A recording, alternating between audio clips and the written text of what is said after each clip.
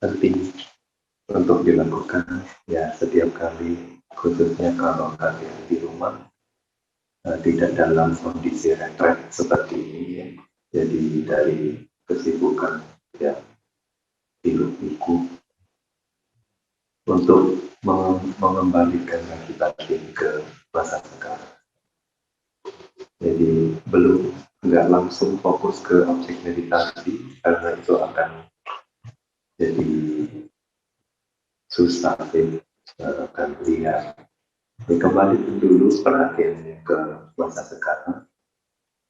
Nah, terus baru nanti sudah nyaman, sudah tenang balik ke objek meditasi. Ya. Berarti tanya dulu siapa yang bukan umat Buddha. Gak apa-apa, gak masalah. Gak ada ya. Oke, berarti sudah terbiasa ngambil 8 sila. Ambil 8 sila sudah tahu ya. Nah, jadi tadi barusan kita sudah ngambil 8 sila yang Bante lakukan. Kita tahu apa yang seharusnya dijaga. Ya. Sesungguhnya menjalankan sila itu ajaran Buddha, ya. Khususnya tahap awal sekali. Nah, belakangan bahkan Bante ada baca buku soal bahwa kekuatan keinginan, tekad. Ya, di buku itu ya bilang bahwa ada research ya, udah dari zaman dulu tahun 50-an, 30-an gitu ya. Nah, itu bahwa kekuatan tekad, willpower, kekuatan keinginan itu penting sekali. Itu penting sekali. Bahkan dari anak-anak ya sudah kelihatan umur 3 tahun, umur 5 tahun yang belum tahu apa-apa ya sudah bisa dilihat kekuatan keinginannya. Dan karena riset ini berpuluh-puluh tahun sampai mereka kerja, sampai mereka umur 40, 50 gitu, apa signifikannya ya, dari hasil riset pertama mereka itu. Sebetulnya risetnya mudah, cuma dikasih sesuatu yang mereka inginkan, dibilang bahwa kalau kamu bisa tunggu ya, misalnya 15 menit atau setengah jam, saya kasih double. Ya, dikasih double, misalnya permen, coklat, atau apa yang mereka suka. Tapi kalau kamu nggak tahan, kamu bisa makan ini, tapi kamu cuma dapat 1. Gitu. Nah, itu kan kekuatan pengendalian diri ya. Nah, tapi anak ini dilihat, ya, terus anak yang berhasil menahan diri, anak yang tidak berhasil menahan diri, itu dilihat sampai umur 40 tahun, 50 tahun, bagaimana kondisi. Nah, biasanya anak-anak yang bisa mengendalikan diri, itu kesehatannya lebih bagus. Ya. Nah, ini berkaitan sama pengendalian diri, nggak cuma makan apa yang dia suka, tapi apa yang sehat untuk dia. Ya. Nah, terus juga tingkat pendidikannya ya, biasanya lebih tinggi. Terus hubungannya dengan karyawan, dengan kolega tim ya, di dalam pekerjaan. Nah, terus hubungan rumah tangganya ya lebih bermasalah, lebih konflik dan lain sebagainya. Nah, itu bisa ya, dilihat dari kekuatan keinginan. Nah, waktu Bante kaitkan ke ajaran Buddha, ya, sila itu adalah pengendalian diri. Ya. Di dalam Abhidhamma disebut sebagai wirati. Wirati juga adalah pengendalian diri. Nah, oleh sebab itu, bukan Buddha bahkan pernah bilang bahwa mereka yang silanya sempurna, silanya murni, itu keinginannya terkabul. Pernah dengar? Nah, ya. Kadang kita bingung menjalankan sila, keinginannya terkabul. Apakah signifikan itu gitu ya dampaknya. Itu berarti juga percaya dan hasil riset ini ya sesuai sama ajaran Buddha. Terus Buddha juga bilang bahwa ini di Padhana ya, Buddha bilang adipati pacaya ya, ada 4 adipati, 4 predominan katanya ya. Nah itu adalah usaha ya, kemudian canda atau keinginan, ketiga itu adalah cita, yaitu fokus ya, batinnya fokus, kesadaran yang kuat, yang keempat adalah kebijaksanaan. Nah 4 hal ini Buddha bilang ya, usaha, terus keinginan, terus fokus atau kesadaran, yang keempat adalah kebijaksanaan. Nah kalau 4 ini berhasil kita kembangkan secara sempurna, kita bisa mencapai apapun dari bahkan kebudayaan, ya, bahkan menjadi seorang seperti Buddha sendiri. Nah yang mana ya beliau bisa berhasil menjadi Buddha karena sudah menyempurnakan 4 hal. Nah lagi-lagi kita lihat ya, di dalamnya ada apa? Fokus, usaha, niat yang besar, dan keinginan yang besar. Nah tentunya keinginan besar itu harus diarahkan dengan terampil, dengan kebijaksanaan. Kalau enggak ya agak jatuh bangunnya agak lebih ini ya. Nah, jadi sila itu penting sekali. Sebab itu ya, apakah kita hanya menjalankan Pancasila atau 8 sila atau Pabajar sila misalnya jadi sel, jadi biku ya. Berapa jauh kita bisa menjaga sila ini, itu akan mencerminkan berapa kuat berapa tekad kita, terus berapa potensi kita untuk merealisasikan. Nah, oke, itu perihal sila. Ya. Nah, karena semuanya Buddhis, jadi sudah terbiasa dengan punya sila, jalanin sila, juga tahu apa yang seharusnya dilakukan, jadi pandai skip. Ya. Nah, sekarang penting sekali, Bante mau menjelaskan bahwa tujuan kita meditasi. Tujuan kita meditasi adalah untuk mengetahui kebenaran. Jadi merealisasi kebenaran, memahami kebenaran, memahami siapa diri kita, apa sih kehidupan ini, apa yang sedang saya lakukan, apa yang akan saya lakukan. Ya. Nah, apa yang sebelumnya saya lakukan sehingga saya di sini, gitu ya. Jadi kebenaran itu kebenaran. Nah, karena tujuannya untuk merealisasi kebenaran, nah, tapi kadang-kadang ada efek sampingnya yaitu damai, tenang, ya, fokus, dan lain sebagainya. Sembari berbuat kebajikan, ya. Terus ngembangin juga kualitas-kualitas batin yang baik. Tapi tujuannya adalah untuk ujung-ujungnya adalah merealisasi kebenaran. Ya. Bukan untuk sakti, ya, bukan untuk sakti, bukan untuk lihat yang tidak terlihat, ya. Tapi lebih ke untuk diri sendiri. Ya, setelah kita bisa memperbaiki diri sendiri, punya kualitas batin yang lebih baik, akan secara alami terpancar keluar, itu akan bisa mengkondisikan orang-orang di sekitar kita juga, ya, merasakan manfaat apa yang kita rasakan. Nah,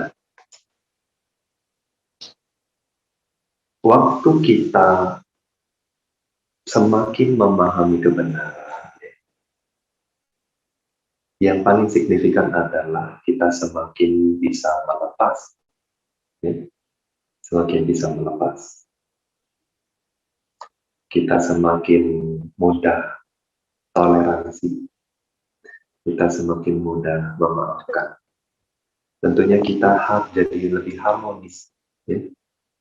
Nah, karena sebetulnya ya, nanti dengan memahami kebenaran, dampak yang paling jelas terlihat adalah terkikisnya kotoran batin, ya, atau teredamnya kotoran batin. Nah, jadi sebetulnya Buddha juga sering ya di banyak sutta-sutta Buddha ajarkan bahwa tujuan ya menjalankan atau tujuan belajar dhamma itu adalah untuk mencapai kemurnian batin, ya, yaitu kemurnian dari semua kotoran batin. Ya. Nah, itu kita percaya bisa dicapai dengan mengikuti ajaran Buddha. Nggak semua orang tercapai, nggak semua orang yakin, ya, percaya. Tapi bagi mereka yang percaya, mereka akan berusaha praktek. Bagi mereka yang praktek, mereka akan merasakan manfaat. Nah, jadi harus dipraktekkan, ya. Harus dipraktekkan. Nah, berapa lama dipraktekkan baru saya bisa mendapatkan manfaat? Tergantung apakah praktek Anda sudah benar. Ya. Kadang prakteknya sudah benar, karena kurang kondisi tertentu, ya. Nah itu pencapaiannya tidak begitu mendalam. Nah tapi kalau tidak dilanjutkan, ya dia seperti kita mau bikin api, ya, dengan menggesek-gesekkan batu, tapi kalau nggak cukup panas, terus kita berhenti, ya apinya tidak akan jadi. Nah jadi kalau prakteknya memang benar, kita harus lanjutin terus, ya, jaga sampai nanti panasnya cukup, terus dia jadi api. Baru kita benar-benar terbebas dari kotoran batin. Nah, jadi praktek yang benar itu penting. Itu sebabnya juga Buddha waktu menjelaskan atau setiap kali menjelaskan, ya, praktek yang benar itu adalah dimulai dengan pandangan yang benar. Nah, pandangan yang benar inilah yang sekarang tadi berusaha ekspresikan. Jadi, maksudnya supaya kita tahu bahwa tujuan meditasi itu apa, supaya mencapai pandangan benar. Nah, pandangan benar pertama adalah kita bermeditasi itu untuk melihat kebenaran, ya. Bukan buat sakti, bukan buat sehat, ya. Itu hanya efek samping saja, tapi bukan tujuan utamanya. Jadi kalau kita salah jalan, ya, maka prakteknya juga jadi berarti kurang benar. Nah, jadi pandangan benar itu penting. Nah, untuk punya pandangan benar ini setidaknya kita harus belajar. Nah, kalau zaman dulu ya belajar dari sumbernya sendiri, yaitu Buddha, ya, atau murid langsung sang Buddha. Nah, tapi kalau sekarang ya bagi mereka yang praktek, yang belajar ajaran Buddha, yang bisa mengakses ajaran Buddha di Pitaka. Nah, jadi di awal ya harus banyak belajar, banyak tahu, ya, bagaimana latihan yang salah, bagaimana latihan yang benar. Nah, ikut retret ini ya 10 hari. Jarang sih, berarti belum pernah yang mendengar orang 10 hari jadi arahat. Zaman sekarang ya, zaman dulu mungkin. Nah, jadi 10 hari apalagi ya, kalau nggak intensif, ya. Nah ini intensif. Terus jarang bahkan yang 10 hari jadi sholat. Itu juga jarang sekali ya. Nah jadi dalam waktu 10 hari yang Bante harapkan bukan laporan meditasi yang bagus-bagus. Justru Bante mau tahu kalian bisa meditasi atau belum, caranya udah tepat atau belum. Kalau ada kesulitan apa, nah, tolong diungkapkan ya waktu laporan meditasi. Jadi kita bisa bicarakan, kita bisa diskusikan, ya pengalaman kita bisa jadi pengalaman orang. Ya kadang kita nggak perlu jatuh di lubang yang sama. Ya orang lain sudah jatuh, kita tahu di situ ada lubang, ya kita jangan dekat-dekat sana loh ya. Nah, jadi makanya laporan meditasi kita nanti rame-rame ya. Jadi kita bisa saling dengerin pengalaman orang, kita bisa belajar sesuatu. Nah, yang kita harapkan adalah dalam retret ini kita bisa belajar. Nah, setelah belajar tentunya harus dipraktekkan di rumah, dilanjutkan. Nah, tentunya di rumah akan sulit, ya, karena kondisinya enggak sekondusif ya di tempat meditasi. Tapi sebisa mungkin karena kita dapat pelajaran, ya, dapat pengalaman, tentunya berbeda sama orang yang nggak pernah ikut retret, yang nggak belajar. Nah, nanti kalau sudah ikut retret lagi pun jadinya, karena di dalam keseharian juga udah banyak pengalaman, ya, belajar lagi, belajar lagi. Nah, waktu ikut retret maju. Ya. Jadi kalian jangan dengar orang ikut retret nanti punya nimita, punya jana ya. Nah, dia beberapa hari sudah punya nimita, saya nggak punya apa-apa. Jangan ya, jangan dibanding-bandingkan. Kita bukan kompetisi di sini. Ya. Karena mereka mungkin sudah ikut berapa kali. Nah, Bante cerita di 2005 ya, Pak Sedo belajar meditasi di California.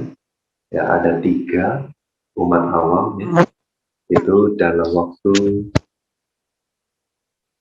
2 bulan, 2 bulan ya, 2 bulan itu semua samatha course yang diajarkan di PAO selesai. Ya. Jadi dari Anapanasati jana 1 sampai 4, terus 32 bagian tubuh, terus tulang sampai jana 1, kasina putih sampai jana 4, 10 kasina, 8 pencapaian, metaran mudita UPK, kemudian sati manusati, asupa, terus meditasi 4 unsur. 2 bulan. Ya. Nah, itu sangat menginspirasi, tapi ya, mereka sudah berlatih 30 tahun. Dari umur 16, dari umur 16, dari umur 16 mereka berlatih. Dan latihannya itu bukan yang sehari sejam, sehari 2 jam itu. Mereka itu juga orang yang memang ulet, sewa apartemen. Di apartemen nggak ada telepon, nggak ada listrik. Listrik ada, cuma nggak buka ini. Ya. Keluar itu cuma mau bayar rekening aja supaya nggak putus rekening. Nah, terus makanan udah catering. Nah, kadang mereka di apartemen itu setahun begitu, ya, nggak ketemu orang. Nah, mereka orang seperti itu. Ya. Makanya wajar ya, mereka dalam 2 bulan. Nah, tapi ya pelajarannya apa? Mereka bukan pemula, ya. Sudah puluhan tahun berlatih. Dan latihannya juga tekun pula. Ya. Nah, dari sekaranglah kita cicil. Ya, kalau kita mau jadi seperti mereka, dari sekaranglah kita cicil. Ya. Ada yang berlatih setahun baru berhasil, ada yang 2 tahun, ada yang 3 tahun, 4 tahun. Ada yang 40 tahun belum berhasil. Ya. Nah, di zaman Buddha, bahkan biku ada yang latih di hutan beberapa puluh tahun nggak berhasil. Ya. Padahal muridnya banyak anak, ya. Tapi gurunya sendiri belum berhasil. Lama ya belum berhasil akhirnya. Oke, nah kita tahu sekarang ikut retret ya. Jadi kenapa Bante jelasin seperti itu? Karena banyak yogi ya, terlalu ulet, ya. Khususnya orang Medan. Orang Medan itu pekerja keras, ya. Makanya terkenal orang Medan itu ya, pekerja keras. Nah, kita boleh bekerja keras, cuma di dalam dhamma ya agak berbeda. Ya. Kalau di kehidupan sehari-hari, ya, dalam mata pencarian, semakin banyak waktu yang kita luangkan, semakin berhasil. Semakin banyak hal yang bisa dikerjakan. Terus semakin banyak baca, semakin. Ya. Nanti semakin banyak pendapatan. Ya, jadi sampai kurang tidur dan lain sebagainya, sampai urusan rumah tangga pun tinggal ya. Nah, tapi kalau di dalam dhamma nggak bisa gitu. Semakin kita kejar, semakin nggak dapat. Ya. Nah, di dalam dhamma itu hanya sebab akibat. Nah, kalau kita mau mendapatkan akibatnya, kita harus tahu bagaimana sebabnya, atau apa sebabnya, caranya bagaimana. Nah, misalnya kalau caranya cuma untuk mengamal, caranya sederhana, ya, tapi jangan dianggap. Caranya sederhana gimana? Hanya disuruh diam, mengamati, ya, atau menyadari. Ya. Nah, jangan dianggap remeh. Begini aja, apa bisa jadi Buddha? Ya. Ya tentunya itu saja kurangnya. Tapi itu tahap awal. Nggak mudah. Ya. Apalagi zaman sekarang, ya, semuanya serba cepat. Semuanya juga perubahan itu cepat sekali. Tapi di sisi yang lain, semuanya itu berusaha dibikin awet. Ya makanya ada pengawet, ada plastik dan lain sebagainya yang anicca itu nggak kelihatan. Ya. Nah, tapi kalau dari segi batin kita makin makin cepat, materi makin lambat, jadi batin kita makin cepat. Materi dibikin seawet mungkin, tapi batin kita harus cepat ya, tahun ini harus tahun depan. Nah, harus cepat di kontak, ya, harus cepat komunikasi, harus cepat selalu ikuti info dan lain sebagainya. Ya, batin kita khususnya ya, nggak teman, tingkat stres tinggi, ya, tekanan, ya, batin tinggi, penyakit batin pun makin banyak. Ya. Nah, inilah justru orang zaman sekarang itu justru jadi lebih harus meditasi, detox. Detox bukan cuma badan aja yang belum di detox, tapi batin juga belum detox. Ya. Nah, kalian kesini udah tepat ya ini untuk detox. Jadi di sini kalian itu nggak ada tekanan apa-apa sebetulnya. Dari Bhante juga, Bhante nggak suruh kalian harus fokus 2 jam langsung gitu, nggak bisa, nggak perlu ya. Jadi kita harus mulai dengan relax. Itu penting sekali ya. Nah, kalau kita caranya benar ya, harusnya nggak ada masalah. Ya, sebetulnya masalah itu kebanyakan kita sendiri bikin. Jadi kalau kalian ikut ya cara yang diajarkan Buddha harusnya nggak masalah. Ya. Nah, jadi yang paling penting adalah relax. Nah, untuk mendapatkan semua yang tadi Bante bilang, ya untuk melihat kebenaran, dimulai dari apa? Malas. Ya, bukan malas ya, relax. Ya. Beda. Ya. Nah, tapi kalau orang Medan harus dibilang, coba belajar malas. Ya. Karena mereka agak ekstrim. Ya. Jadi kalau kita suruh malas, nah mereka akan turun dikit. Nah, tapi maksudnya itu relax, ya, bukannya Bante belajar malas. Nah, jadi untuk bisa relax itu juga sebuah keterampilan, ya, khususnya orang zaman sekarang kayak ngeri sama malas itu ya, kayak takut dibilang malas atau jadi beneran malas. Nah, jadi kita harus tahu kategorinya malas itu apa, relax itu apa. Ya, malas itu ya nggak ngapa-ngapain, diam tapi nggak menghasilkan sesuatu, ya, nggak ada sesuatu yang bermanfaat yang bisa dirasakan. Ya, tapi kalau relax itu sebetulnya ada manfaatnya. Jadi waktu kita sudah relax, ya, nah batinnya itu coba arahkan ke objek meditasi baru. Jadi selalu mulai dengan batin yang relax ya. Jadi jangan tegang. Jadi misalnya ada problem, ya, misalnya harus ngomong sedikit, ya. Tentunya tadi dibilang nggak boleh ngomong ya. Nulis saja boleh. Jadi, nah itu penting ya. Itu juga seperti sebuah pengendalian diri. Nah, tapi agak hati-hati ya, orang zaman sekarang itu kan kesenangan indera itu kan cepat sekali ya didapatkan ya. Kita di rumah nggak kemana-mana pun ya, dengan HP semuanya kayaknya ada ya. Nah, jadi instan ya. Nah, semakin mudah kesenangan ini didapatkan ya, pikiran kita bukannya semakin mudah puas ya.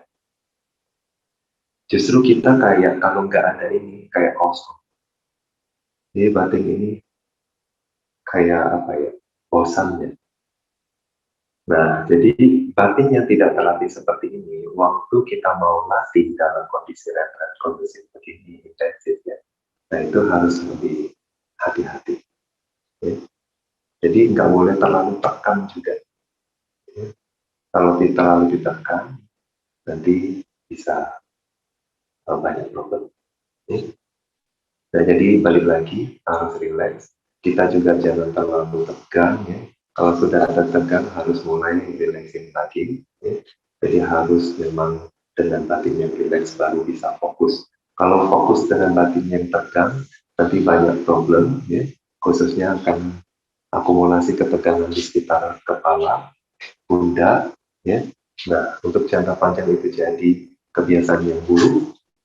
Nanti mau tutup mata aja udah sakit, ya, udah tegang. Ada beberapa yang seperti itu ya, karena kebiasaan fokusnya terlalu kuat. Ya. Nah, mau tutup mata sakit apalagi mau fokusnya dan sebagainya. Nah, jadi jangan sebelum ke sana, karena kalau sudah ke sana sulit sekali diuraikan ya. Jadi sebelum ke sana, nah, kita harus hati-hati ya. Makanya jadi relax dulu. Nah, setelah batinnya relax ya, nah, kita posisi duduk. Posisi duduk di untuk pemula ya paling mudah tuh objek meditasi nafas. Terus nanti banyak yang bagus. Siapa bilang mudah Pak? Nggak mudah ya. Cuma sederhana. Maksudnya objek ini tidak perlu orang yang jenius untuk memahaminya. Ya, maksudnya kita semua bernafas dari kecil. Ya. Nah, yang kita perlu lakukan hanya mengarahkan perhatian kita ke nafas. Selama ini kita bernafas, tapi kita nggak perhatiin ya. Kita masak, kita kerja, kita nggak tahu apa yang terjadi sama nafas masuk atau keluar, kita nggak tahu ya. Nah, cuma waktu meditasi ini bedanya cuma ya, kita duduk mau tahu apa yang terjadi sama nafas. Kalau dia masuk kita mau tahu, kita mau sadar. Nah, waktu dia keluar kita juga mau sadar, kita mau amati, kita mau tahu. Nah, jadi kata tahu, sadar, amati. Ya, coba Bante menghindar pakai kata fokus. Ya, nah, karena apa? Karena itu ya, fokus itu kayaknya mengerucut. Ya, tapi bukan. Ya. Bukan seperti kita baca buku, terus tulisannya kecil, sampai memicingkan mata itu bukan. Ya. Jadi lupakan mata waktu meditasi, jangan jangan pakai mata, jangan lihat. Ya. Jadi kita hanya sadari saja. Seperti sekarang kalian dengar suara Bante, nah kalian bisa sadari sekarang lagi duduk di bantal, ya sentuhan pantatnya di bantal, ada terasa? Kesadarannya kan dibawa ke sana. Selama ini beberapa menit ini kan sudah sentuh terus ya kan? Tapi nggak disadari, jadi nggak tahu panas atau dingin ya kan?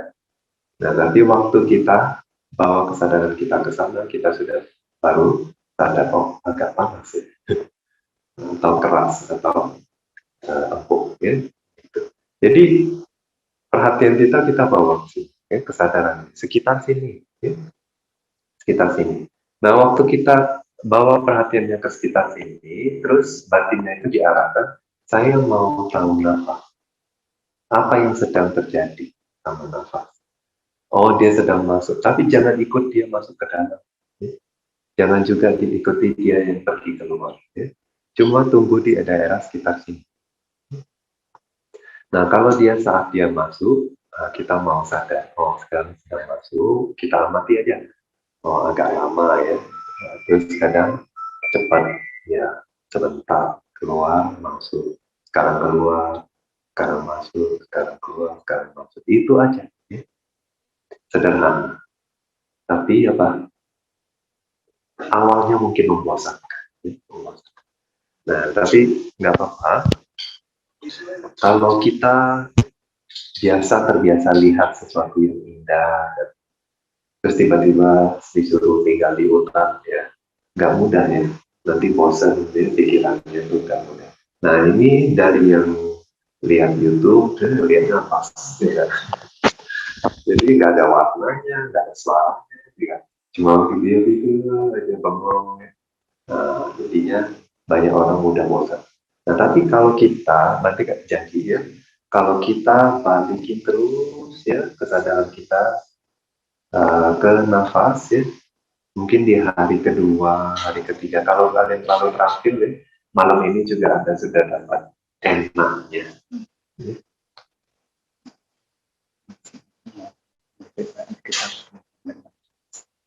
Jadi,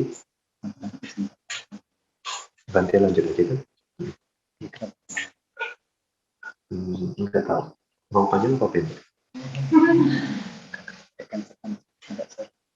Pakai genset. Kapan?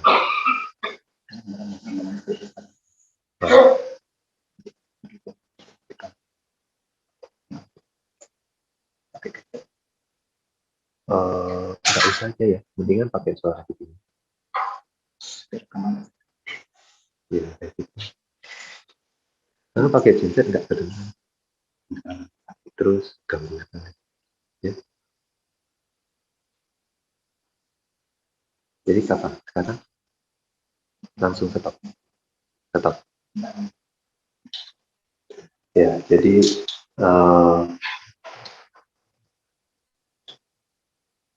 Bante janji ya, Bante bisa yakinkan kalian kalau kalian terus balikin lagi kesadaran kalian ke nafas ya, nanti lama-lama kalian tertarik ke nafas, kalian bisa menikmati hanya sekedar bengong gitu ya, kalian lebih bisa bilang menghargai lah ya.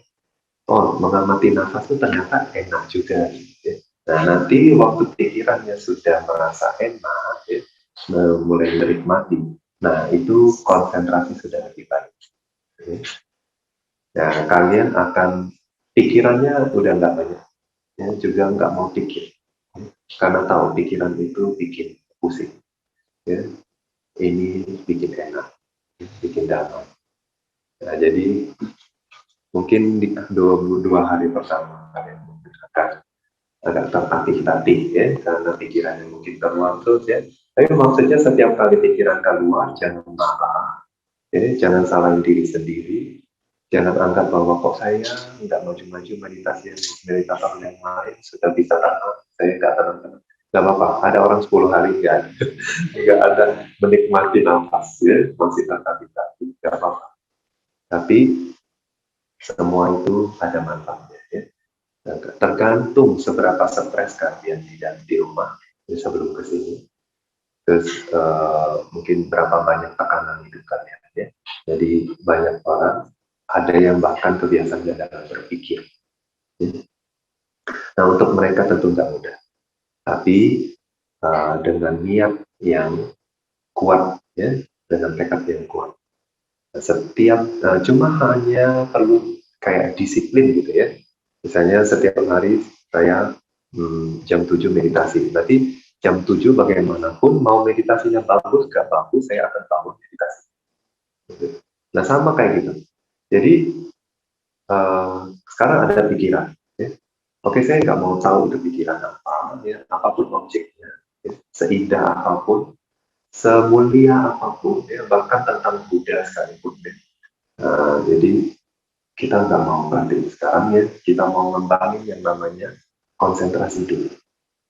Karena Buddha bilang orang yang memiliki konsentrasi yang melihat kebenaran. Ya. Nah, supaya yang kita lihat, yang kita dengar, yang kita rasa selama ini itu ternyata bias. Ya, jadi supaya tidak bias, ya, kita tuh mau melihat dengan konsentrasi. Nah, konsentrasi untuk bisa dikembangkan itu sesungguhnya adalah kesadaran yang tidak putus terhadap objek. Jadi kesadaran yang tidak terputus terhadap objek untuk waktu yang semakin lama semakin bagus, dia akan menghasilkan konsentrasi yang makin kuat. Jadi konsentrasi bukan kayak kita memicingkan mata, bukan ya, bukan maksa fokusnya ya, tetapi justru kesadaran terus menerus terhadap objek dengan rileks, dengan batin yang seimbang, ya, dengan batin yang seimbang. Nah itu dia akan jadi konsentrasi, ya, jadi kuat. Nah, jadi sekarang tujuan kita adalah pertama harus rileks, yang kedua sadar terus-menerus terhadap objek meditasi. Nah ini tujuan meditasi kita ya, tujuan kita berlatih. Nah jadi setiap kali ada pikiran mengembara, nggak usah marah, karena kemarahan hanya akan menyulut pikiran-pikiran yang baru. Jadi nggak usah marah, nggak usah mencaci diri sendiri, nggak perlu ya. Kita cuma hanya perlu disiplin aja. Oke, sekarang pikiran mengembara, balik lagi ke objek meditasinya. Sekarang saya mau tahu nafas apa yang terjadi, masuk keluar masuk. Nah berusaha pertahankan kesadaran itu terhadap apapun yang terjadi sama nafas ya. Nah, tapi waktu misalnya ketiduran atau lupa objek atau jadi pikiran yang mengembara ya, nah, setiap kali ada gangguan itu balik lagi ke objek meditasi. Nah, kuncinya mudah, tahu objek benar, nggak tahu objek salah ya. Tapi tahu objeknya dengan relax ya, dengan batin yang balance. Nah Bhante sering bilang batin yang balance, seimbang itu ya seperti apa. Nah Bhante kasih tahu, waktu di awal nafas mungkin kasar. Nah kalau nafasnya kasar, kita harus pakai kesadaran juga agak kasar. Kesadaran yang kasar itu yang bagaimana? Yang seadanya dulu. Jangan terlalu detil. Jangan amati terlalu detil ya. Jadi kalau orang larinya cepat ya, kita nggak bisa lihat dengan detil ya, nggak bisa kita amati. Ya seadanya aja, tahu ada orang. Ya. Nah jadi waktu nafasnya masih cepat atau masih kasar sekali, jangan amati dengan detil, nanti tegang. Pokoknya kalau Anda merasa tegang, berarti udah tidak balance, ya, tidak seimbang. Nah, jadi udah harus agak kendurin dikit ya, harus agak relax, gitu ya. Nah nanti kalau objeknya sudah semakin halus ya, waktu khususnya sudah semakin tenang, nafas semakin halus, agak susah dipegangnya, kadang nggak berasa bisa ya. Nah waktu itu kita harus amati dengan lebih detil. Kalau kita tidak amati dengan detil, ya, pikiran akan mengembara atau ketiduran. Ya. Nah, jadi kita lihat, objeknya sebetulnya nafas. Tapi nafas ini kan dia berubah. Ya. Nah, kita ekspektasi berarti kalau udah mati, dia nanti begitu. Jadi kita nggak kaget lagi. Kalian masih kaget. Nah, jadi begitu ya. Nafas ya awalnya masih kasar. Jadi kita pakai kesadaran yang ya seadanya aja dulu ya. Kita nggak akan ketiduran ya di awal, nggak akan ketiduran ya karena objek masih jelas. Dan nanti kalau dia semakin halus, kita harus semakin agak usaha agak ditambah. Kita juga mengamati dia dengan lebih detil ya. Nah waktu itu baru konsentrasi nanti jadi. Ya. Karena nafas halus, kemampuan kita menyadari nafas halus untuk waktu yang lama dan tidak terputus itu sangat penting untuk konsentrasi. Itu jika bakal level konsentrasi yang berikutnya akan muncul ya. Nah, jadi itu, nah untuk bisa mendapatkan ya nafas yang natural ya, itu postur penting ya. Jadi jangan nyender, ya. Jangan juga ketepuk perutnya ya, ketekan gitu, karena nanti nafasnya jadi enggak long ya. Intinya adalah untuk mendapatkan nafas yang long, yang dia bisa jalan sendiri ya, nggak perlu kita paksa tarik, dorong, dan ya. Nah, oleh sebab itu, Buddha sarankan untuk postur tubuh bagian atas tetap tegak. Usahakan tegak, karena dalam posisi tegak, dia lancar, plong sendiri ya. Nah, jadi tegak itu juga bukan berarti tegak, ya. Tegak tapi rileks. Nah, tentunya tulang punggung kita itu nggak mungkin lurus gitu ya, pasti agak melengkung ya. Nah, tapi ada orang yang agak ada halangan ya, mungkin ada cedera atau apa ya, nggak begitu tekuk juga ada yang halus. Nggak apa-apa, kalian sendiri akan tahu rasanya bagaimana tegak untuk kalian ya. Ada orang agak begini, tapi menurut dia tegak. Tapi kalau kita lihat dia agak nunduk ya. Ada orang yang agak begini, ya, tapi menurut dia tegak. Nah, ya, jadi ya semuanya punya standar masing-masing ya. Yang penting kalian merasa tegak, terus nyaman, nafas itu lancar, plong ya. Nah, eh, harusnya nggak masalah ya. Nah, jadi kalau nafasnya sudah jalan sendiri ya kita pertama-tama relaxing dulu ya, batin dan fisiknya, terus bawa kesadarannya sama seperti tadi ke daerah sekitar ya lubang hidung ini. Nah, jangan perhatiin sentuhannya ya, karena otomatis udara itu akan menyentuh ya. Justru karena dia menyentuh kita tahu itu nafas masuk atau keluar ya. Nah, kayak misalnya sebelah sini ya, pundak Bante yang sebelah kiri kan ketutup kain ya, ketutup jubah. Jadi Bante nggak merasakan ada angin di situ ya. Tapi di pundak yang sebelah kanan kebuka, Bante ngerasa oh ada angin. Nah, anginnya dari belakang ke depan. Nah, sekarang dari depan ke belakang. Nah, kita Bante tahu perubahannya karena ada sentuhan ya.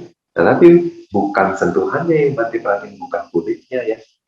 Tapi Bante tahu oh ada angin. Nah, angin sekarang ke depan, oh angin sekarang ke depan. Nah, begitu juga di sini oh ada nafas, karena nafas sedang masuk, dan nafas sedang keluar. Gitu ya. Jangan perhatiin kulit, perhatiin kulit, tegak. Nah, kalau udah gitu ya udah perhatiin nafas, ya amati nafas setiap kali pikiran mengembara secepat mungkin. Ya, tapi kalaupun di awal nggak cepat nggak apa-apa ya, tapi makin lama akan makin cepat. Ya. Nah, itu kita sadari, rem, jangan ikuti, ya, jangan asik dengan konten di dalamnya, ya, dengan objek di dalamnya, apapun itu, ya, baik atau buruk, cepat balik lagi ke dalam. Ya.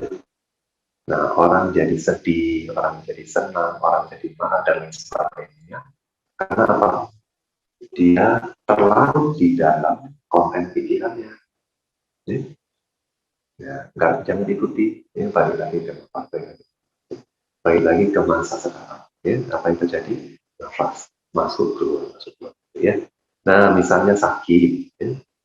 Kalau sakit mah pasti. Ya. Selama kita punya badan, sakit mah pasti datang lagi. Ya. Nah, cuma ada orang, kalian pernah nggak di dalam kehidupan sehari-hari, misalnya kegores pisau atau kebentur meja, ya? Nah, tapi waktu kalian sibuk beraktivitas, kalian nggak merasa sakit, ya? Pulang rumah, udah mandi, oh, udah hijau, gitu. Nah, baru, oh iya sakit. Nah, tadinya nggak sadar kan?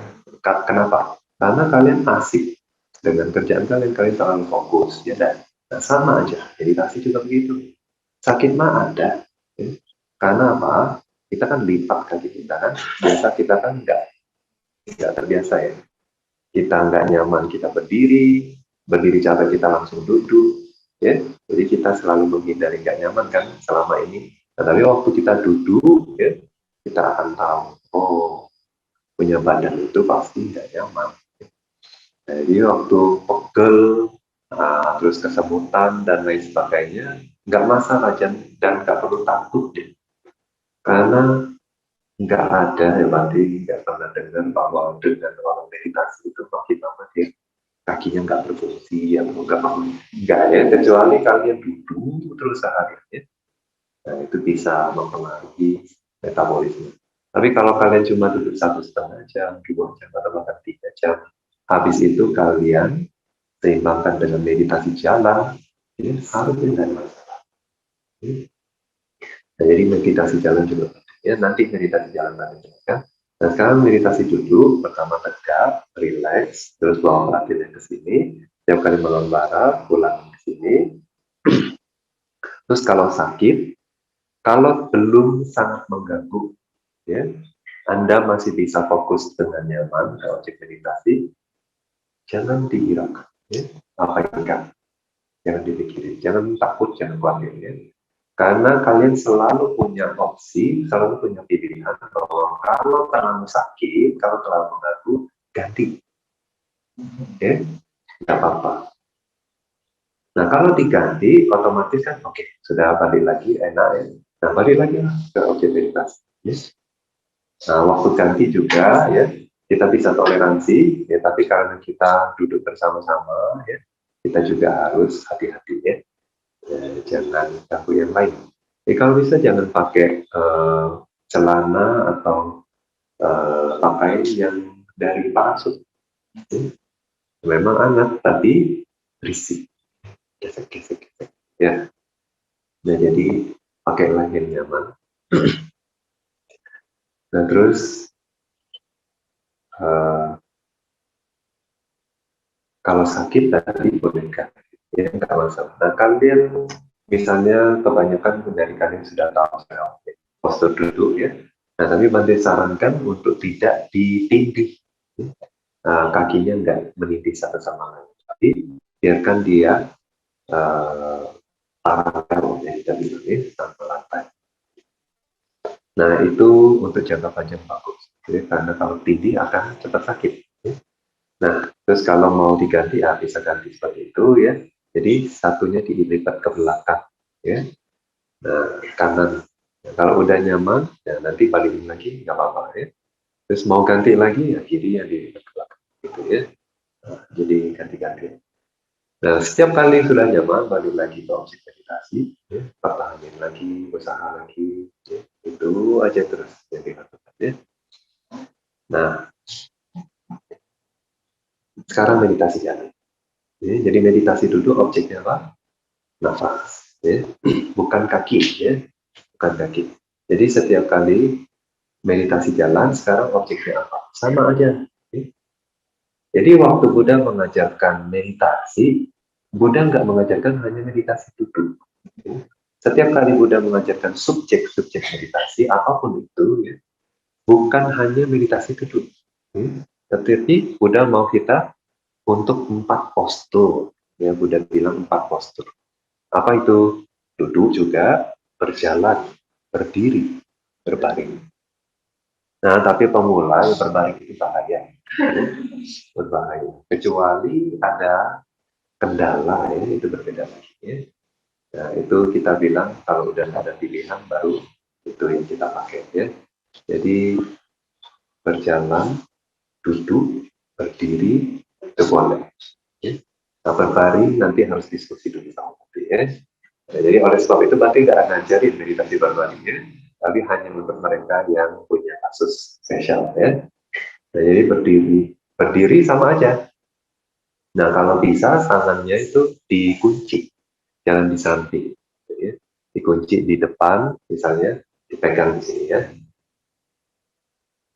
Ya, taruh di depan pusat, ya, di depan tiga. Nah, atau juga di belakang boleh ya. Nah, dikunci di belakang. Nah, begitu berdiri ya. Nah, cuma berdiri itu biasanya ada orang agak susah, agak puyeng mereka bilang ya. Pusing, karena apa? Goyang-goyang, mungkin nggak stabil. Nah, supaya tidak demikian, Anda bisa pegangan. Nah, bukan kepala yo di sebelahnya ya. Ya udah, apa ya yang bisa dipegang, kami bisa pegang ya. Nah, supaya stabil. Ya. Nah, itu aja. Nah, objeknya tetap apa?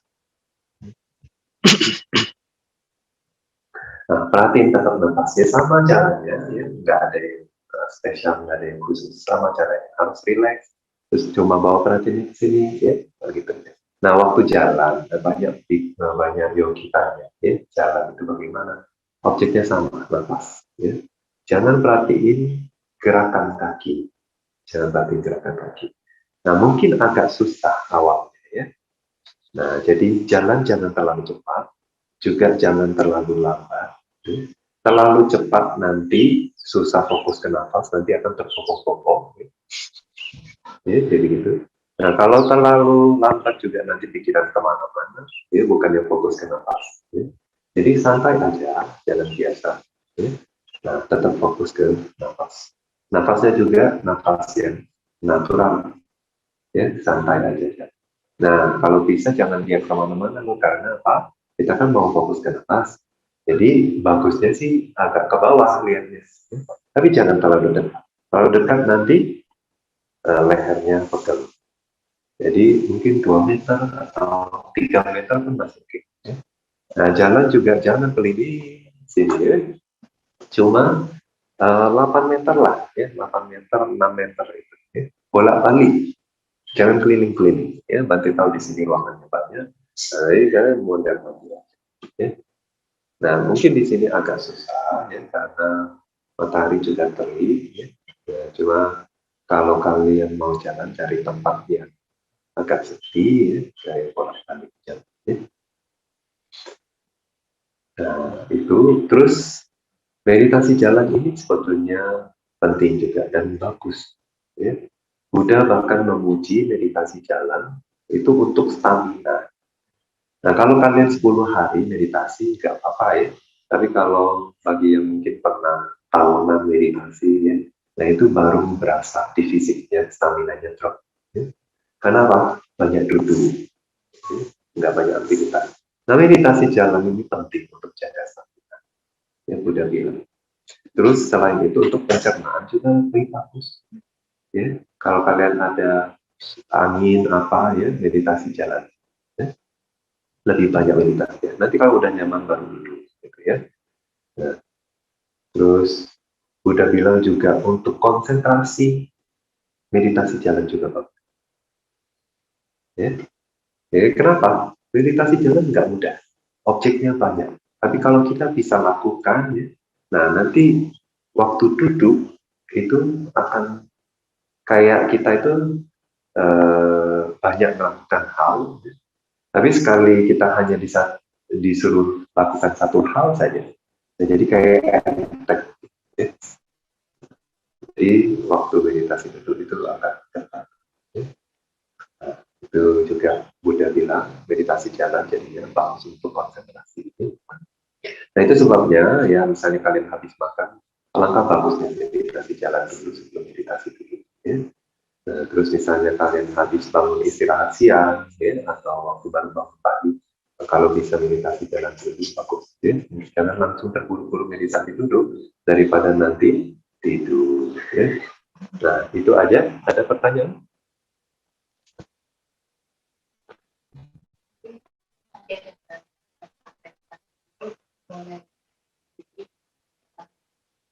Ya, boleh. Kan ada jadwal, ya. Jadwalnya 1,5 jam. Ya. Duduk.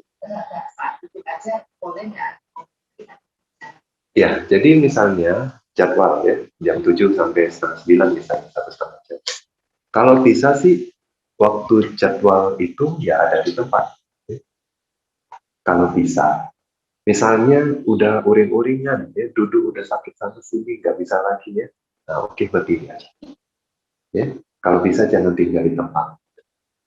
Nah, kecuali ya ada kasus-kasus tertentu kalian udah nggak bisa ya, berdiri juga nggak bisa, duduk juga nggak apa-apa, keluar jalan. Ya. Ya. Nggak ada harga mati di sini. Boleh nego. Nah, itu. Ya, meditasi jalan karena apa? Yang penting ya, selama kalian pegang objek meditasi, ya sepanjang hari, ya sebelum tidur juga fokus objek meditasi, ya nafas. Nah, kalian lagi makan juga, ya fokus ke nafas, lagi nyuci juga, sebisa mungkin. Ya. Nah, tapi kalau lagi mandi ya agak susah. Ya. Nah, jadi sebisa mungkin aja. Nah, kalau bisa, ya, nah itu meditasinya akan lebih lancar. Karena apa? Momentumnya nggak bolong. Ya. Jadi jedahnya sebisa mungkin seminim mungkin.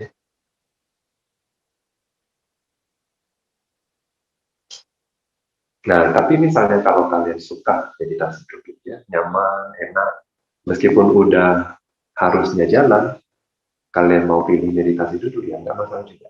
Ya. Fleksibel ya. Nah, tapi kepercayaan batin kalian harus jaga. Ya. Jangan nanti orangnya hilang, dicari di jalan nggak ada.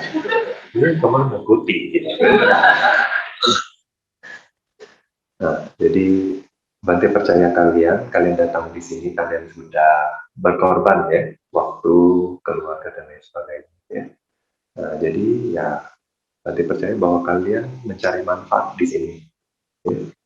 Nah, manfaat kalau kalian gunakan waktu dan tempat dengan sebaik-baiknya. Mas, bagaimana kita bisa tahu yang tadi Bante katakan nafas kasar dan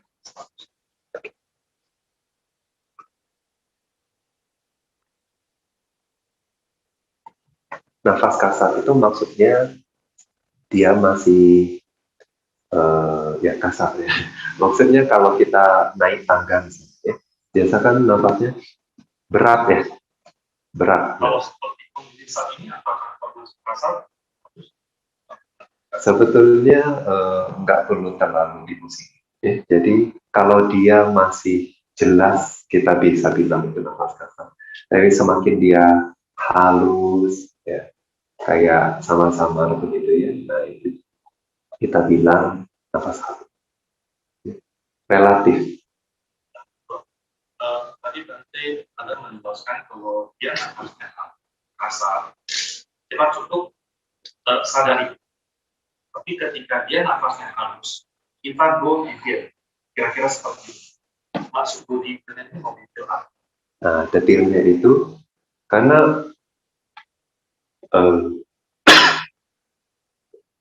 detil itu maksudnya awalnya masuk, ya, terus pertengahannya akhirnya. Nggak perlu dibagi-bagi, dipilah-pilah. Oh ini awal, tengah, akhirnya perlu. Intinya apa? Dari awal dia masuk sampai akhir dia masuk kita tahu, kita sadar. Karena di awal kalau nafasnya masih kasar, ya yang tadi kita bilang nafasnya masih kasar, itu kita nggak bisa dari awal sampai akhir kita ikuti karena apa dia cepat, ya, dan juga masih kasar. Yang kita khawatirkan nanti kita perhatiin getarannya, ya. Nah, jadi waktu nafasnya masih cepat, khususnya masih kasar, ya, kita hanya sadari saja seadanya. Nah, tapi waktu nafasnya sudah halus, panjang, lembut gitu ya. Nah, itu kita bisa tungguin. Terus pertahankan kesadaran kita apapun yang kita jadi standar dari awal masuknya sampai akhir masuk. Nah, terus sampai dia berubah ya dari keluar awal keluar sampai akhir keluar. Maksudnya dalam kesadaran kita nggak lepas gitu. Dengan lebih detail itu maksudnya kesadarannya terus menerus dia muncul.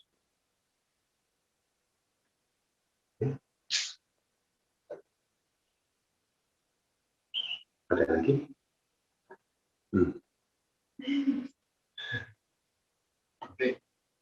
Nanti ngomong apa ya, mengatakan bahwasannya itu kita terus fokus. Ya. Kita sering lagi tapi nggak bisa tidur. Oh, sulit tidur ya? Mandi fokus, makan fokus. Kadang-kadang di mobil fokus juga. Sampai tidur kok. Bisa tidur kan? Iya, sebetulnya ya kalau kita tuh nggak ada apa ya? Dari kebiasaan tuh. Iya iya, nanti. Jadi maksudnya kualitas tidurnya pun jadi nggak panjang ya, nggak seperti biasanya. Ya. Nah itu nggak masalah sebetulnya. Juga nggak perlu khawatir akan mempengaruhi kesehatan. Ya. Karena beda ya, orang banyak pikiran, terus banyak stres, terus nggak bisa tidur, sama orang yang sebetulnya sepanjang hari tenang, damai, dan nggak bisa tidur, itu berbeda.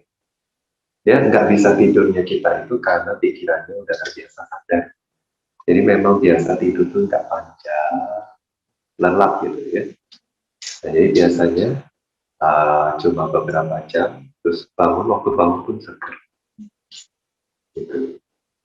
Nah itu nggak ganggu. Ya. Nah tapi kalau orang yang karena stres, banyak pikiran, nah, semakin dia nggak bisa tidur, semakin emosinya, mudah marah, ya. Nanti makin parah kondisi batinnya. Nah itu beda. Ya tapi kalau dalam kondisi meditasi seperti ini, enggak. Ya, karena apa? Sadarnya kita itu tenang, ya, enggak stres. Nah nanti misalnya kalau kalian eh, pas bangun, tapi belum waktunya meditasi, tapi pengen meditasi, ya nggak apa-apa. Ya. Kalian bisa datang ke tempat meditasi, meditasi. Ya.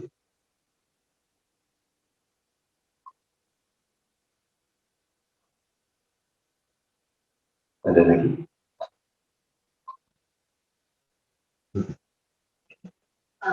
Boleh izin tanya mengenai praktek untuk usaha sila yang komunikasi dan pertama mungkin nggak tahu ini apakah ada umat lain yang juga berpikir seperti itu. Pertama sila ketiga Brahmacari dan juga sila ketujuh Batik. Kalau Mas lagi tahu itu mungkin sebagai wanita gitu bahasanya itu sejauh mana atau sebenarnya definisi yang tepat dari perlindungan sila yang mendukung kita untuk berlatih meditasi itu di apa?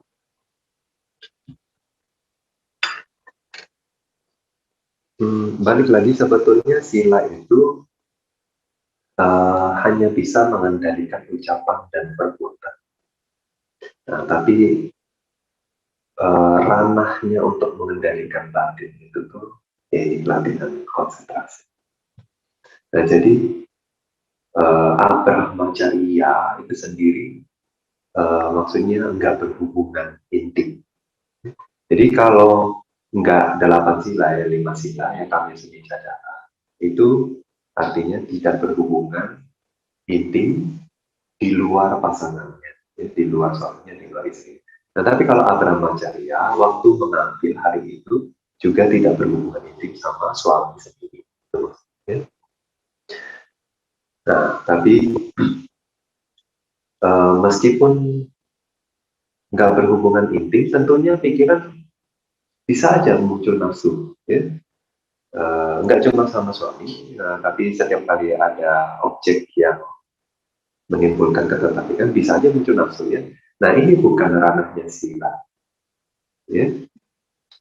Nah, tapi kalau kita ada namanya indriya samvara sila, ya. Nah, cuman itu biasanya untuk yogi khususnya, ya. Nah, kalian sekarang adalah yogi, meditator, ya. Nah, indriya samvara adalah pengendalian indera sebagai moralitas. Nah, artinya bagaimana pengendalian indera itu? Maksudnya ya, kalau kita bisa fokus terus ke objek meditasi, sebetulnya otomatis indriya samvara sila itu sudah kita jalankan.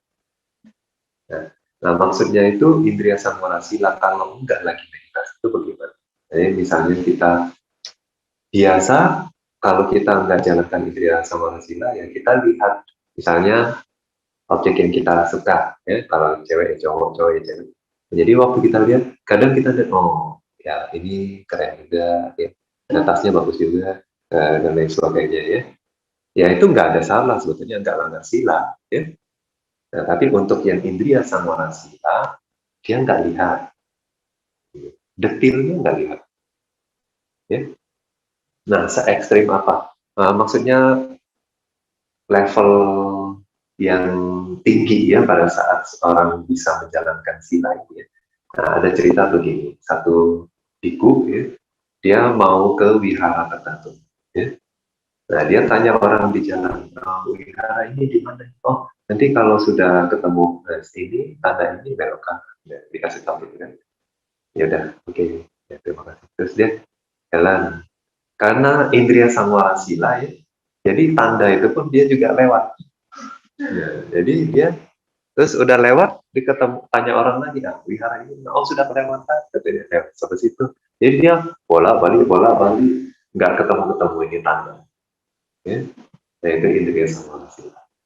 Nah, terus juga misalnya ada ini, ya, cerita seorang biku, dia lagi jalan dekat hutan, ya, tapi ada jalan setapak jalan. Jadi ada suami istri itu berantem. Ya. Nah, karena berantem istrinya pergi, ya lari. Nah, di jalan istrinya ketemu sama biku. Ya. Nah, terus waktu ketemu biku itu, perempuan ini juga dia mau menarik perhatian biku ini, ya, jadi dia tertawa. Nah, biku itu ya melihat, dia tahu ada seorang perempuan, kan dia lihat perempuan ini, tapi karena indria sama rasilanya, ya, yang dia lihat cuma giginya aja. Ya, dia nggak tahu perempuan ini siapa, cantik atau nggak cantik, nggak tahu. Dia lihat cuma giginya aja. Jadi waktu suaminya datang lihat, kamu lihat perempuan, dia bilang nggak lihat, jadi lihat gigi. Dia lihat putih aja, kan kelihatan koraknya aja. Dari giginya dia lihat korak.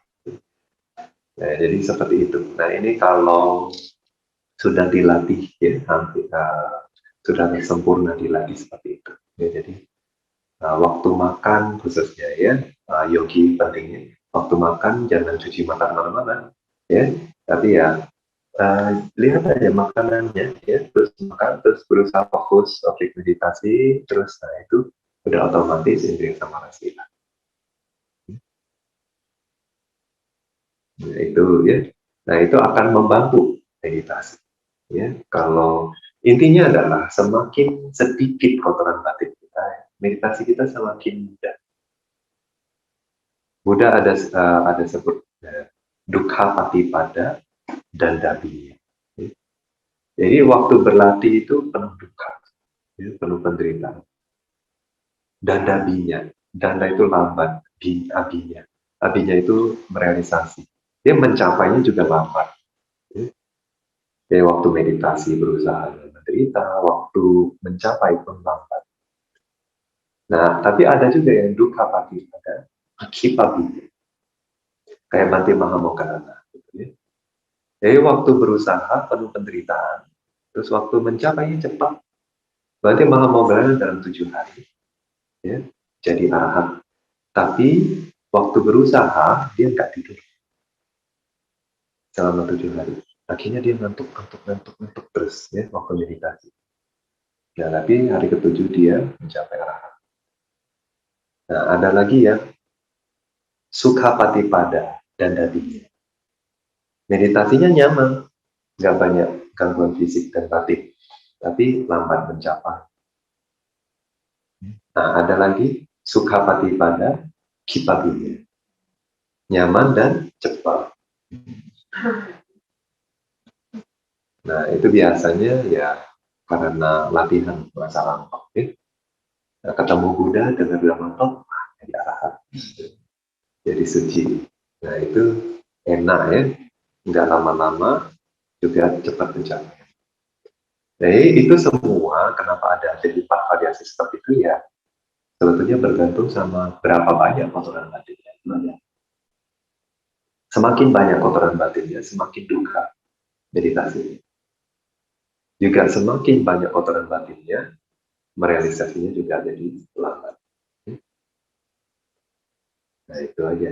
Ya, jadi sila ya cuma bisa mengendalikan ucapan dan perbuatan, tapi kalau pikirannya masih banyak, ya, cari objek-objek yang bikin kotoran batin muncul, ya meskipun kita bilang sila yang murni, tapi secara meditasi mungkin nggak akan support. Ya. Atau support tapi nggak begitu kondusif. Oke. Oke. Samwara itu pengendalian. Jaga jaga indera.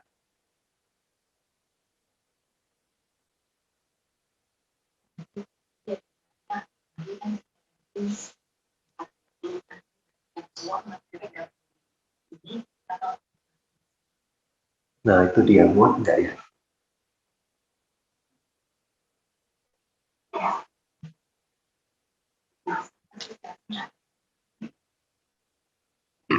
Ya kalau bisa, nggak apa-apa juga.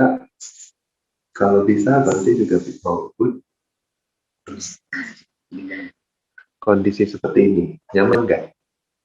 Nggak nyaman, sesek kok.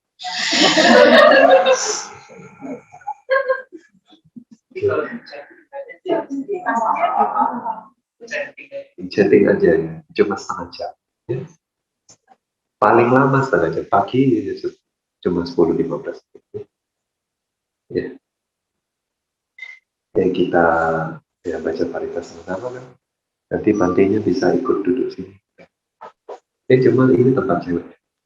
Cewek meditasi di sini kan. Habis itu pindah ke sana.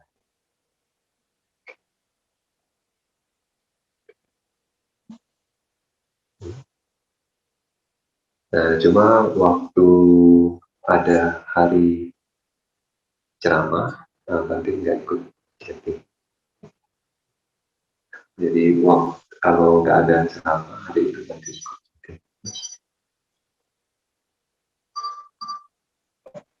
Ada lagi? Udah.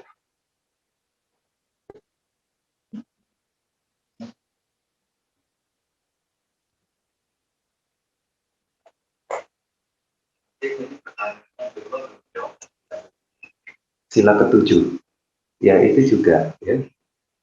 Kadang orang mulut nggak nyanyi, tapi pikiran masih musiknya lanjut ya. Bergema. Ya. Nah kadang nggak nari, tapi kita bayangin nari-nari, ya sama aja. Jadi cuma sila itu kan upaya mengendalikan ucapan dan perbuatan. Ya. Nah memang nggak merugikan orang ya, tapi ya kemelekatannya kuat. Nah, ya. Terus kalau dandan gimana? Kalau saya nggak dandan mungkin membuat orang menderita. Atau misalnya saya nggak pakai parfum dan orang menderita. Nah iya, benar. Tapi sebetulnya penderitaan ini natural ya, alami. Ya. Nah, jadi kita, tapi Buddha izinin ya, Buddha izinin misalnya ke biku sekalipun ya, kalau bau badan itu bisa pakai sabun wangi, bisa pakai tawas, ya, bisa pakai bedak. Nah, Buddha izinkan. Ya, jadi kalau memang sangat mengganggu kan tentunya kita nggak mau juga ya. Nah itu bisa kita pakai ya. Cuma jangan berlebihan itu. Nah terus juga sebetulnya dengan latihan 8 sila itu ya, sangat kondusif untuk yang bermeditasi. Ya. Karena nggak nonton, nggak menari, nggak menyanyi, nggak main musik, nggak berdandan dan lain sebagainya. Ya. Nah itu kemelekatan kita udah jauh berkurang. Ya, mungkin kalau cuma 10 hari kalian nggak berasa. Tapi kalau kalian sudah jadi samana ya setahun nggak nonton itu ya, beda rasanya. Ya, beda rasa. Apalagi bertahun-tahun nggak nonton, nggak nyanyi, nggak nari. Ya. Nah terus kondisi batin kalian juga berbeda. Ya. Nah nggak dandan ya, itu juga supaya kita lebih mudah ya, lihat kebenaran. Ya. Kalau kita semir rambut terus dan kita nggak sadar kita sudah berubah.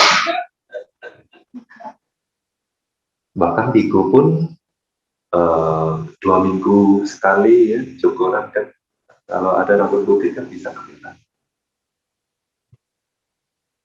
Ya Buddha izinkan biku bercermin kalau untuk merenungkan anicca, atau misalnya kalau ada luka atau kasih salep gitu boleh ya. Cuma selain itu kalau untuk cuma sekedar lihat penampakan itu nggak boleh. Nah tapi umat ya nggak termasuk sila ini ya, ya nggak perlu ekstrim. Nanti kalau jadi sharing ya. Benar. Biasanya kan kadang ke bawah kebiasaan rumah tangga kan, kadang waktu makan sila kan sila ketujuh kan ada gak boleh main musik, gak boleh nyanyi. Kadang kalau waktu nggak bergabung sila itu kadang giginya dimain, kadang lidahnya dibuat main. Sampai ada bunyi alat musik pukul kan. Jadinya itu termasuk melanggar nggak? Kadang sampai misal, terus ya sudah lanjut sila sendiri, sila Kalau nggak sadar, ya nggak apa-apa. Dan nggak dengan sengaja ya, nah itu nggak apa-apa. Kadang orang ya karena kebiasaan ya khususnya waktu pikirannya agak gelisah, ya, atau bosan, nanti dia bisa ketuk-ketuk, ya, atau petik-petik. Terakhir Bang P dia menuliskan pelabuhan penggunaan jam tangan itu termasuk melanggar ya. Sebaiknya di kota tidak pakai jam tangan, kalau pakai jam bisa berlanjut sama aktivitas. Banti rasa tergantung kebutuhannya ya. Kalau hanya untuk sekedar on time, ya, itu nggak apa-apa banti rasa. Ya, cuma jangan yang warna-warni, ya, polka dot. Gitu. Kalau enggak bawa alarm, bawa alarm. Ya. Kalau biku juga ada, biku dia kaitin di sabuk, ya. Ya. Jadi nggak kelihatan, nggak dipakai, ya, dikaitin di sabuk. Kalau mau lihat, ya, gitu. Oke, ada lagi? Udah ya. Oke.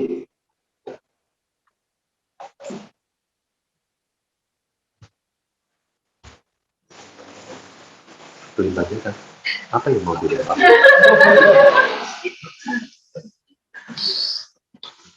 Itu juga pengendalian diri. Jadi berarti harapkan waktu dan tempat ini kita bisa manfaatkan ya untuk meskipun bukan 10 hari ya sebetulnya. Tapi beberapa hari ke depan ini semoga kalian bisa mendapatkan manfaat yang maksimal bagi diri kalian sendiri.